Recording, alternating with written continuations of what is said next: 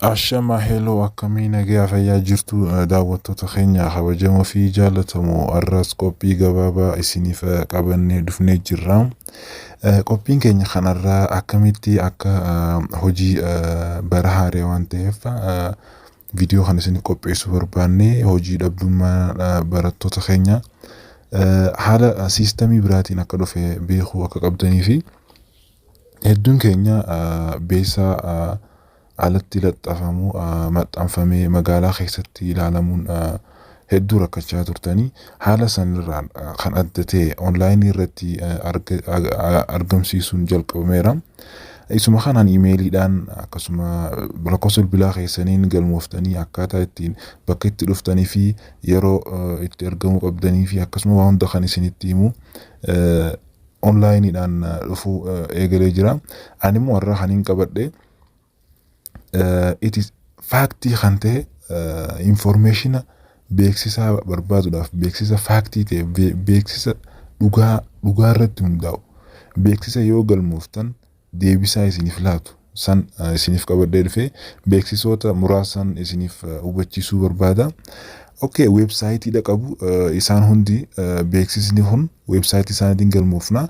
Kanaaf jalqaba Chrome dha seenna. Chrome kana erga seenne booda iddoo search jiru kanarratti cuqaasuu qabna.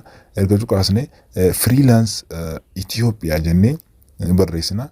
Freelance Ethiopia website isaanii cuqaasuudha qabna. Inni dhugaa ta'e freelance website kan jiru san cuqaasuudhaan seenuu qabna jechuudha. Inni jalqaba. Erga isa kana seenne freelance website erga seenne booda isuma jalqaba jiru kana find the latest job and the employers Ethiopia jiru kana cuqaasna jechuudha. Kunooti ergan arginu asirratti kunoo isaan kana vaakaansiilee haaraa ta'an as jalarratti argina. Oromiyaa Insurance Company, Coca-Cola New Job Vacancy, Amara Bank, Ethiopian Road Authority New Jobs, akkasuma Zaman Insurance fi Oromiyaa kan ta'etu jira. Oromiyaa Baankii kan ta'e jechuudha. Oromiyaa International Baankii kan duraati jechuudha. Isaanowwan kana keessaa mee jalqaba tokko haa ilaallu. Oromiyaa Insurance Company haa ilaallu. Inni kun information isaa asirratti argina. Information isaa organizational type qaba. Akkasuma wantoota garaagaraa workplace Addis Ababa Finfinnee ta'uu isaa isin nuuf hima. Inni kun waa hedduu as keessatti qabata jechuudha. Nuti apply goonee galmaa'uu qofa jechuudha. Insurance Oromiyaa Company kan kanarratti jechuudha. Isuma kana jechuudha Telegram isaa yoo kan seenne ilaalle ta'u Telegram isaa akkasuma freelance Ethiopia jennee barreessuu qabna. Maaliif Telegram isaa irratti meseejilee hedduu nuuf dhufa waan ta'eef isa ammaan as gaditti argitan kana jechuudha. Inni dhugaa freelance Ethiopia kan jiru kun jechuudha. Subscription meeqaba 100 fi 167 fi 283 qaba jechuudha. Isa kana jechuudha turuu kate jechuudha fact kate jechuudha. Inni kunis wantoota beeksisawwan garaagaraa hedduu asirratti maxxansa. Inni biraa inni itti aanu Giz Jobs kajeudha jechuudha. Innis kan biyya keenya Itoophiyaa keessatti hojjetudha. Akkasuma kan dhugaa ta'edha jechuudha. Giz Jobs kajehu kana website isaa kana cuqaasuu qabna jechuudha. Departmentii kamirratti hojii barbaadaa akka jirtu isiif himaa jechuudha. Departmentii hedduu jira. Marketingii, managementii, languagii, law, economics, driving, engineering hedduu jira. Nuti fakkeenyaaf mee accounting and finance isa jalqaba jiru kana haa ilaallu isa kana. Inni kunis wantoota garaagaraa hedduu as keessaa argina jechuudha. Jalqaba experience meeqa experience 0 yoo taate experience 0 irratti jobs 5tu jira. Akkasuma experience keenya 2 yoo ta'e 4 yoo ta'e experience keenyas laalachaa isa keessatti beeksisawwan laalachuu dandeenya jechuudha. Akkasuma hojii maallaqni isaa less than 2000 birrs hojii maallaqni isaa 2000 gadi akkasuma 2000 fi 4000 akkasuma 12,000 fi haga 15,000 akkasuma 15,000 olitti salariin nuuf argamsiisu joobsii 14 qabaachuu keenya asirratti ilaallaa jechuudha. Fakkeenyaaf experience zero kanarratti joobsii 5 qabnaa jechuudha. Joobsiin keenya 5dha. Asirratti baachelarii akkasuma maasteringii diploomaa hunda as keessatti ni argina jechuudha. Educational level irratti jechuudha. Emme inni experience kana keessa haasennu experience kun experience zero irratti joobsii 5 qabna jechuudha. Akkuma jenne joobsii 5 asii gaditti laaluudhaaf cuqaasuu qabna jechuudha. Joobsiin asirratti nuuf kenname hono isuma armaan gaditti arginu kana jechuudha. Honooti joobsiin inni jalqaba isaan kana hono isaan armaan gaditti arginu kana inni kunis Addis Ababa keessatti argama jira. Akkasuma kunis Addis Ababa keessatti hedduminaan inni argamudha. Inni kunis akkasuma wanti inni fakkeenyaaf French or Arabic language speaking customer akkasuma United Nations keessa hojjechuudhaaf fakkeenyaaf Customer Service Association kana haasennu fakkeenyaaf Septemberii 11 akkasuma waa hedduu keessatti arguu dandeenya jechuudha. Akkasuma eejiin keenya illee 18 hanga 15 gidduutti argamuu qabanuun jedha. Wantoota garaagaraa hedduu irraa keessa argachuu dandeenya. Mee akkasuma telegiraamii isaa kana haasennu Giz Joobsiin inni dhugaa ta'e jechuudha. Giz Joobsii hedduutu jira. Giz Joobsiin inni dhugaa kun subscriptionii 30,434 kan qabu kanaadha jechuudha. gizjobs.com jee barreeffamaan jira jechuudha. Innis telegiraamii isaa irrattis akkasumatti wantoota garaagaraa hedduu gadhiisaatu jira jechuudha. Mee isa biraatti haa dabarru ammas itcarers.com jedhu kana haa ilaallu. Inni sadaffaan kun itcarers jobs jedhu kana jechuudha. Websaayitiin isaa isuma arma gadi agarru kana isa kana cuqaasuu qabna jechuudha. Innis akkuma joobsii armaan dura dabarsinetti wantoota babbareedaa nuuf argamsiisaa jechuudha. Akkasuma nu beeksisaa jechuudha. Itcareriin inni duraa kun isa kana cuqaasna jechuudha. Isa jalqaba irratti arginu kana jalqaba asirratti yoo agartan taate jalqabuma search 303 leave Ethio jobs vacancy in Ethiopia jedha. Amma 303 vacancy Itoophiyaatu jira jedha. Akkasuma jobs category as jalatti ilaalaa jechuudha. NGO keessa hojjechuudha moo accountingii dha moo marketingii dha moo bankingii dha moo economicsii dha moo wantoota hedduus jira. Akkasuma jobs by city magaalaa kam keessa hojiin akka jiru yookaan maxxanfame magaalaa kam keessa akka hojjetamuuf deemu as keessatti agarra. Addis Ababa, Adaamaa, Baahir Daar, Asoosaa ja'a deemaa jechuudha. Haga Moojoo jechaa deemaa jechuudha. Jijjigaa, Dukam, Hosaanaa isaan kun Adaamaa keessa 3tu jira. Baahir Daar keessa akkasuma 3tu jira. Asoosaa keessa akkasuma isteetiidhaan garuu naannoowwan itti keessatti argama yoo halaallu ta'u naannoon Somaalii akkasuma 3 Amaaraa 3 akkas jedhaa tura. Amma fakkeenyaaf nuti Oromiyaan 5 jedha. Oromiyaa kana haa ilaallu. Naannoon Oromiyaa joobsii haaraa 5tu keessa jira jedha. Kunooti joobsiin found in Oromiyaa 5 jedha. Isaan 5 kanaadha jechuudha. Isaan Bunna Bank akkasuma Chinese language import export officer wantoota hedduu jira. Fakkeenyaaf Bunna bankiin kun Moojoo Itoophiyaa keessatti argama jechuudha. Chinese language Dukam keessa argama. Bunna kana ilaaluudhaaf Bunna bankiin Moojoo keessatti argama. Kafaltii hagamta akka kaffaluu fi wantoota garaagaraa hedduu keessa argachuu dandeenya jechuudha. Inni arginu kun jechuudha. Job vacancy inni sadaffaa kun jechuudha. Inni isa bareedaa yookaan isa sadarkaalee qabudha. itcarer.com kuni fakkeenyaaf Bunna baankii kana tuqnee ilaallu jenne inni kun kunoonuuf dhufeera. Asuma irratti Moojoo ta'uu isaa akkasuma Agustis 13 irratti gadhiifamuu isaa wantoota garaagaraa hedduu asirraa argachuu dandeenya jechuudha. Sarvisii kana kan akkam akka nuuf kennu BA degree in accounting dha namni barbaadamaa jiru. Akkasuma experience waggaa 3 jechaa deema. Akkasuma location Tulluu Awuliyaa bakka jedhamtuttis akkasuma ni argama. Apply godhuu qofa jechuudha nuti. wantoota hedduutu as keessatti nuuf argama jechuudha. Karaan onlaayinii karaa gabaabaa beeksisa biraa barbaadurra karaa gabaabaa ittiin fooyya'insa erga koronaan dhufe booda nuuf argamedha jechuudha. Inni kun karaa gabaabaa karaa appilaayi itti goonee miseejii qofaan iddoo nuti argamnu hunda itti dhaqnee hojjechuu yookaan qormaa san qoramuudhaan dabaruu dandeenya jechuudha.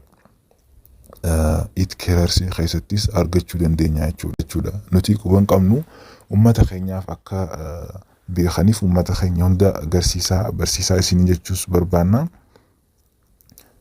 Jarri haaluma kanaan asirratti wal baruudhaan as keessaan seenuudhaan waliif iddoo qabaatis jiru jechuudha. Haala kanaanii inni itti aanu inni dhuma Hahu Jobs for graduate dha jechuudha. Graduate warri taatan isa kana fayyadamaa ja'a. Isa Hahu Jobs jedhu kana jechuudha. Hahu Jobs for freshman jedhu kana jechuudha. Isa asirratti arginu fresh graduate jedhu kana tuqna jechuudha. Okay, inni kun isuma jalqabaa asirratti arginu kana jechuudha. Hahu Jobs jedhu kana seenuu qabna jechuudha. Inni kun keessattuu barattoota haaraa eebbifamtoota taatan Hahu Jobs hedduu keessatti hirmaachuu qabdu. Wantoota garaagaraa hedduutu jira jechuudha. Kun akkuma argitan Jimmaa University akkasuma Odaa Bultuum hedduutu jira jechuudha. Isaan kan keessaa kan feetan seenuu dandeessu jechuudha. Akkasuma kontaaktii uumuullee dandeessu jechuudha. Akkasuma seektara kam keessa akka hojjechuu dandeessan filattu. Akkasuma sabseektarii keessatti illee filachuudhaaf ni dandeessu. Poozishina kam keessa diraayivarii moo manaajera moo wantoota garaagaraa keessa jechuudha. Mee for biizines keessa haasennu biizines seektarii keessatti hojjechuudhaaf yoo kan barbaannu ta'e isa asirratti arginu kana nuuf baasaa jechuudha. Odaa Bultuum Jimmaa University akkasuma hedduudha jechuudha. Diploomaadhaan akkasuma kompiitar saayinsiidhaan akkasuma maastariidhaan economics wantoota garaagaraa hedduu argina jechuudha. BA degree akkasuma PhD hedduutu asirratti argama jechuudha. Fakkeenyaaf Odaa Bultuum kana tuqnu bachelor degree kan jedhu kana jechuudha. PhD mastersiidhaan kan barbaadudha jechuudha. Isa kana mee haa ilaallu.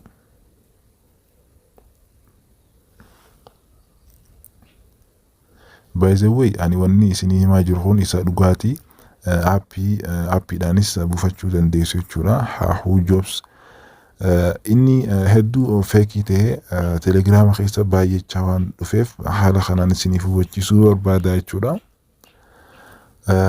Hahu Jobsiinis haala kanaan wantoota garaagaraa hedduu nu garsiisuu danda'a jechuudha.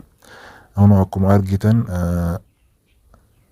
Odaa Bultuumiin University jechuudha. Educational teachers barbaada. Akkasuma business teachers inni kun maxxansa inni maxxanseedha jechuudha. PhD in accounting and finance, BA in accounting and finance, PhD in mastering jecha as keessatti arganna jechuudha. Odaa Bultuum University fakkeenyaaf haala kanaan kan baasuudha jechuudha. Jalarratti job description isaa jalarratti kan of argamsiisudha jechuudha. Isuma asitti argitan nama meeqa akka barbaadu akkasuma educational level akkam keessa akka barbaadu wantoota garaagaraa hedduus keessa arganna. Nuti apply goonee kontaaktiidhaan wal qunnamuu qofa nu barbaachisa jechuudha. Erga wal qunnamnee xiqqoo booda miseejiidhaan wanta nuuf ergamutu jira. Wantuma isa sanirra dhaabbannee guyyaa nuuf waamamutu jira jechuudha. Hahu Jobsiinis by the way telegiraamii qaba. Telegiraamii isaa mi'aa seennu asirratti Hahu Jobs jennee barreessinu. Isa kanaas feekii hedduutu jira jechuudha. Inni dhugaa ta'e garuu isa armaan olitti arginu kana show morgoonee yookaan argisiisnu ta'uu hedduutu jira jechuudha. Haahu joobsiin achirratti kan membarii 600 qabu, kan subscriptionii 2,900 akkasuma 5,000 8,000 wantoota hedduutu jira achirratti. Garuu nuti kana seenuu qabna jechuudha. 100 fi 20 takka kan qabu kana jechuudha. Inni kun kontaakt teeleellee akkasuma qabaachuudha. Bilbilaa wajjin wal qunnamtanii galmeessuu dandeessu jechuudha. Wantoota barbaadan seenuudhaan galmaa'uu dandeessu jechuudha. Join godhaa akkasuma seenaan isin jaa haahu joobsii kana jechuudha. Haahu joobsiin inni itti nus isa kana jechuudha. Inni kunis bootii isaati. Bootii isaa kana keessattis wantoota garaagaraa hedduu arganna jechuudha. Bunna Bank, Customer Service, Amara Bank, wantoota hedduu ta'an as keessaa argachuu dandeenya jechuudha. Awash Bank illee akkasuma wantoota garaagaraati haahu joobsiin jechuudha. Kanaaf irraa fayyadamaa isiniin jechuu barbaannaa. Inni kun kana fakkaata jechuudha. Haahu joobsiinis isa hunda garuu barbaachisaadha. Ani wal caalchisuudhaaf osoo hin ta'in inni hundi barbaachisaadha. Inni amma isin hime kun hundi isa dhugaa himuudha jechuudha. Isa dhugaa mootummaa wajjinis akkasuma waliidhata qabuudha jechuudha. Isa kana laaltanii barattoonni keenya hareeni cinqii tokkoon alatti ala bahuudhaan tiraanspoortii kaffaluudhaan wantoota garaagaraa seenuudhaan alatti mana keessan teessanii asumaa galmooftanii yeroo waamichaa qofa miseejiin yeroo isiniif dhufu miseejiin by the way guyyaa 4 yookaan guyyaa 5 yeroo hafuuf isinitti himamaa isiniif ergamaa jechuudha. Isa san laallattanii yeroo isiniif ergame dhaqxu jechuudha. Isin jalqaba koorsii kam keessa akkasuma wantoota meeshaalee barbaachisanii fi isin wantoota fixan fakkeenyaaf dippiloomaa keessa osoo digirii keessa dippiloomaa qabdanii ka digirii keessa seentanii galmaa'uu hin qabdanii jechuudha. Dippiloomaa keessa akkuma isin as keessatti argisiise level educational level is ilaallachaa dabarfachaa qaroo barachuu qabdu jechuudha. Isa kana tuttuqaa adda baaftanii jechuudha. Har'aaf asirratti nu gahaa jechuudha. Aappiin yookaan weebsaayitiin kanneen kun weebsaayitii dhugaa waan ta'eef weebsaayitii kana seentanii fayyadamuu qabdu.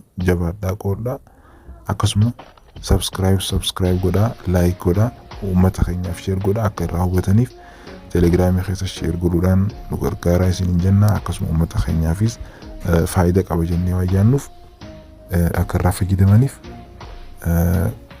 nu gargaaraa isiniin jenna. Like godhuudhaan nu jajjabeessaa. Galatooma.